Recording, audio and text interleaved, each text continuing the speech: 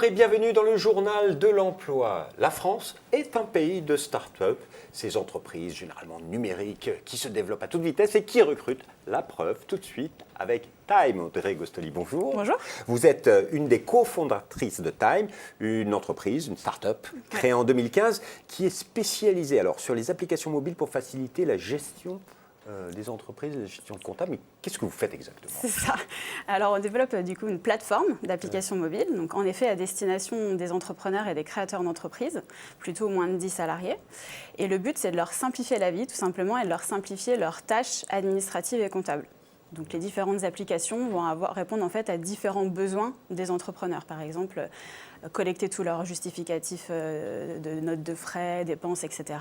Éditer leurs factures clients, suivre leurs comptes et autres fonctionnalités. Mais quand on dit appli, on pense smartphone, c'est-à-dire que tout se fait sur le smartphone. Exactement. Maintenant, il faut de la mobilité. Les entrepreneurs n'ont pas forcément de temps, donc ils font aussi toutes leurs tâches comptables, administratives, entre deux rendez-vous ou quand ils ont le temps. Donc le but, c'est les accompagner dans la mobilité et leur faire gagner du temps, en fait, tout simplement.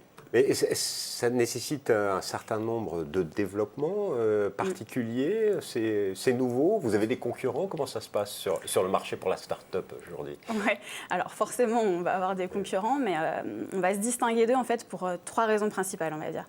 La première, c'est la gratuité. Nos apps sont 100% gratuites pour les entrepreneurs et on est les seuls à faire ça sur le marché. Le deuxième point, c'est, on va dire, la complémentarité de nos applications. En fait, on a différentes applications, une galaxie d'applications qui vont répondre à différents besoins de l'entrepreneur, comme je l'ai évoqué jusqu'avant. Et en fait, en général, les concurrents vont plutôt répondre à un besoin précis de l'entrepreneur. Donc nous, on a une vision plutôt horizontale. Et le troisième point, on va aussi être assez avancé dans tous les sujets d'intelligence artificielle pour proposer aux utilisateurs des applications automatisées, intelligentes qui leur font gagner du temps. Ah, ça, l'intelligence artificielle pour aider les futurs entrepreneurs, ça c'est intéressant. Alors, vous vous êtes créé en 2015, oui. 3 ans après, on en est où en est l'entreprise ? Vous avez combien de salariés ? Alors actuellement, on a une équipe d'une 30aine de personnes. On compte 15 000 utilisateurs. Et là, avec les sorties prochaines des nouvelles applications, on vise 100 000 users assez rapidement. Donc, ça va se développer encore plus sur les prochains mois. Donc ça va se développer à suivre sur le site internet www.time.fr.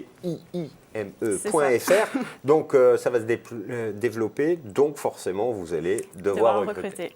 Donc vous cherchez des talents, lesquels ?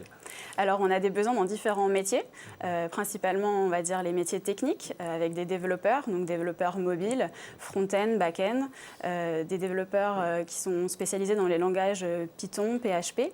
On a aussi besoin de DevOps. Sur les fonctions produits, on va aussi avoir besoin de product owners. Donc là, c'est les personnes qui vont travailler main dans la main avec les développeurs. Eux, on va dire, définissent et font la conception du produit. Et après, ils s'assurent que les développeurs développent bien ce qu'ils ont demandé quand même à la base. Donc, product owner, c'est celui qui prend un projet de A à Z pour que le produit fini soit abouti. Il va jusqu'au client. Ils s'intéressent aussi aux users forcément, puisque derrière, ils s'enrichissent de leur retour pour continuer à améliorer de manière perpétuelle l'application et le produit. On a aussi product owner, développeur. On a aussi des besoins en marketing, donc sur tous les sujets d'acquisition de trafic, référencement naturel, référencement payant, réseaux sociaux. Et puis avec la visée des futures applications, on sait qu'on va aussi augmenter fortement nos utilisateurs. Donc on a envie de renforcer notre service client parce que la satisfaction client est vraiment satisfaction utilisateur hyper importante pour nous. Donc on recherche aussi des profils pour staffer cette équipe-là. Alors, tous ces postes sont basés où ? C'est, j'imagine, j'espère, des CDI ? Oui, quasiment, que des CDI temps plein. Et en plein cœur de Paris, on est situé dans le quartier d'Opéra. Donc voilà, des locaux tout neufs, on attend tout le monde les bras ouverts. Moi, j'avais une petite question, mais alors plus pour la créatrice, la cofondatrice de l'entreprise. Recruter quand on est une start-up, c'est pas difficile ? Alors au début, ça peut l'être un peu parce qu'on se concentre sur la conception du produit et du coup, on a toujours un peu un temps de retard en fait quand on se rend compte qu'on a besoin d'un talent. Mais on s'en est vite rendu compte quand même. Du coup, on a structuré en fait chez nous une équipe qui est dédiée au recrutement. Ces personnes-là sont vraiment chargées toute la journée de chasser des profils, sourcer, sélectionner les profils. Ça fait vachement gagner du temps aux opérationnels. Et derrière, on a aussi mis en place des process de recrutement assez courts parce qu'on sait que pour les startups, en fait, les profils sont très demandé, donc c'est très concurrentiel. Donc si on attend trop pour faire des propositions, on se fait piquer les profils. Du coup, on a des process courts et chez nous, c'est même les cofondateurs qui font les entretiens pour pouvoir prendre des décisions très rapidement et faire des propositions même en live s'il faut. Alors, si vous aviez un conseil à donner à ceux qui nous écoutent, qui seraient tentés par l'aventure dans une start-up, c'est quoi les avantages et les inconvénients? Je dirais qu'avec des avantages. Non, ce qu'il faut, je pense, c'est trouver surtout un projet qui vous plaît. Travailler dans une start-up, c'est bien, mais il faut surtout adhérer en fait à la vision et au projet. Nous, notre vision, c'est vraiment de simplifier l'entrepreneuriat. On a envie de vraiment promouvoir l'entrepreneuriat en France.